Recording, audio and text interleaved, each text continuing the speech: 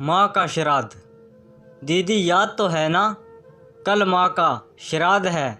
हमने बड़ी पूजा रखी है उनकी आत्मा की शांति के लिए, इसलिए आपको परिवार के साथ आना ही है। रूही अपनी ननंद कोमल को फ़ोन पर कहती है। तभी कोमल उसकी भाभी को बोली, मैं नहीं आ सकती, आपको तो पता ही है कि उनको छुट्टी नहीं मिलेगी।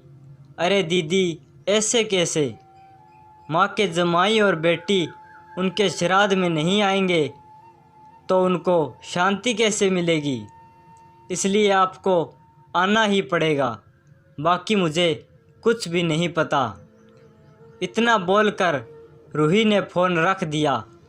इधर कोमल पुरानी यादों में खो गई। जब उसके पापा की मृत्यु हो गई थी तभी कोमल अपने मायके गई हुई थी।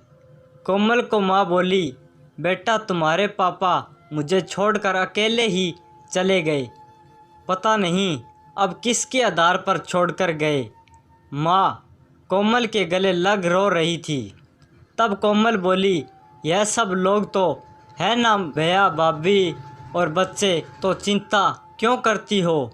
कोमल कई दिनों तक अपनी माँ के पास रह कर आई थी, लेकिन हमेशा ज़्यादातर फ़ोन पर बोलना होता था। कभी कॉल पर तो कभी वीडियो कॉल पर बोलना होता था। बेटा क्या बनाया तूने? एक दिन माँ ने वीडियो कॉल पर पूछा। माँ आलू की सब्ज़ी और रोटी बनाई है, कोमल ने जवाब दिया। माँ बोली, अरे वाह! सब्जी का नाम सुनते ही माँ की आंखों में एक अलग ही चमक देखने को मिली जो कोमल को दिखी। तभी कोमल माँ को बोली, माँ तुम्हें खाने का मन हो रहा होगा तो भाभी को बोलो बना कर दे। कोमल हंसते हुए माँ से बोली। तभी माँ बोली, नहीं नहीं, अब इस उम्र में आलू कहाँ पचते हैं, मैं तो ऐसे ही बोल रही थी। जब तुम्हारे पापा हुआ करते थे तब बहुत बार बनाती थी। भाभी का तो नाम लेते ही जैसे माँ की आंखों की चमक गायब सी हो गई। माँ ने कॉल रख दिया। माँ को क्या हो गया, ऐसे क्यों बोल रही थी? वह सब ठीक तो होगा ना? कोमल अपने आप से बातें कर रही थी। ऐसे बहुत बार खाने की बातों पर बातचीत होने पर माँ की आंखों का भाव बदल जाता, लेकिन ऐसा क्यों था वह समझ नहीं पाई। लेकिन इसके पीछे का राज उसके समझ में आया जब वह छुट्टियों में 2 दिन के लिए मायके गई थी। एक दिन कोमल माँ के कमरे में माँ के साथ गपशप कर रही थी। तभी दीदी खाना खाने चलो। रूही माँ के कमरे में आकर कोमल को बोली, चलो माँ तुम भी खाना खा लो। कोमल उठते उठते हुए बोली, अरे दीदी नहीं नहीं, माँ को क्यों तकलीफ़ देना, वह यहीं पर ही खाना खा लेगी, आप चलो। रूही बोली, लेकिन भाभी, लेकिन वेकिन कुछ नहीं, दीदी आप चलो, माँ के घुटनों में दर्द होता है इसलिए माँ कमरे में ही खाना खाती है। रूही स्पष्ट रूप से बोलती है, तो फिर भाभी मेरा भी खाना यहीं पर लाओ, हम दोनों साथ में खाना खाएंगे, ऐसे कोमल अपने भाभी को कहती है। इस पर रूही कुछ नहीं बोल पाई, लेकिन कोमल को साफ तरीके से समझ में आ गया कि रूही को यह शब्द पसंद नहीं आया। वह चुपचाप वहाँ से निकल गई और थाली में पूरी सब्जी, रायता, अचार लेकर आई और माँ के लिए खिचड़ी। माँ यह क्या है, तुम यह सब नहीं खाने वाली हो क्या?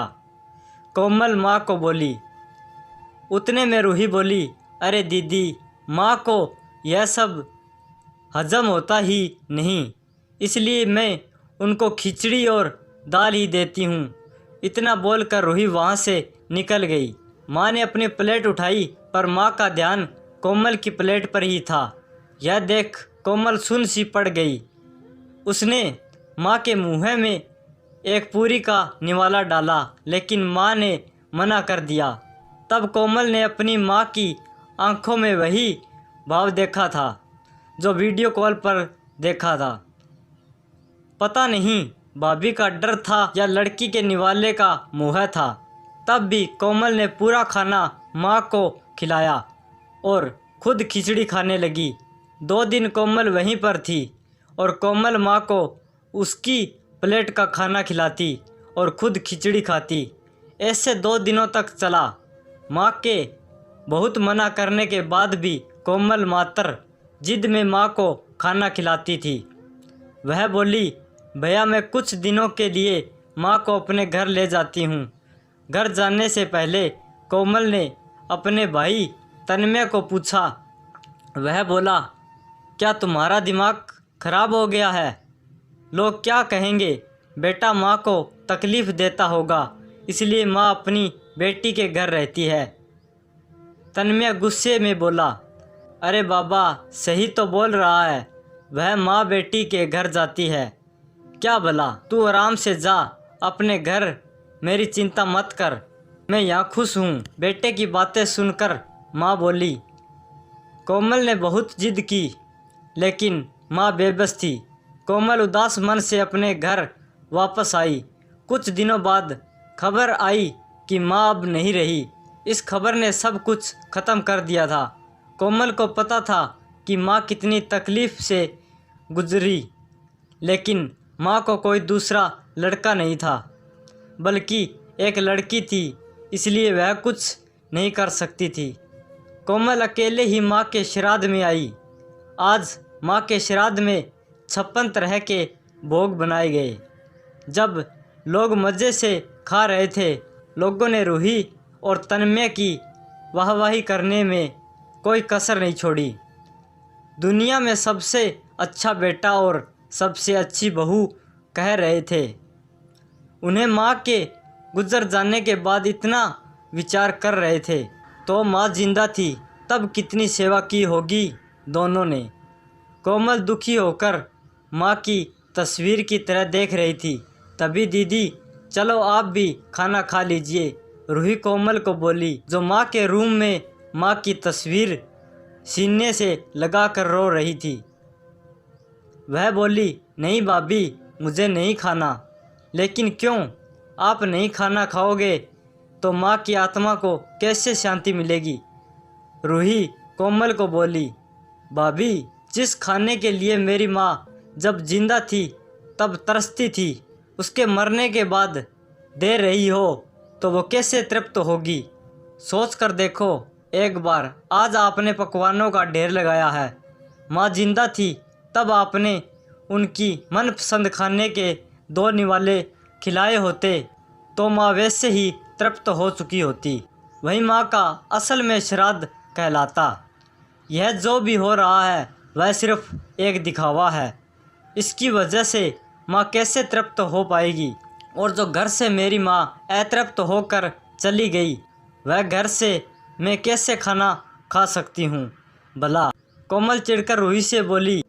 तभी वहाँ पर तन्मय भी आ गया।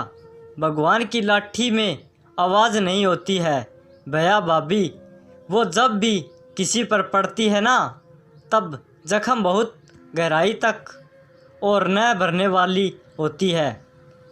आप भी तो 2 बच्चों के माता पिता हो, लेकिन मैं भगवान से दुआ ज़रूर करूँगी कि आप जब तक जिंदा हो तब तक आपको अतृप्त ना रखे। माँ ने तो अपना वनवास भोग कर कहीं नया जन्म लिया होगा, लेकिन आपकी ज़िंदगी बहुत बड़ी है। कोमल यह सब बोलकर माँ की तस्वीर लेकर चली गई। पीछे रूही और तन्मय की गर्दन शर्म से झुक गई।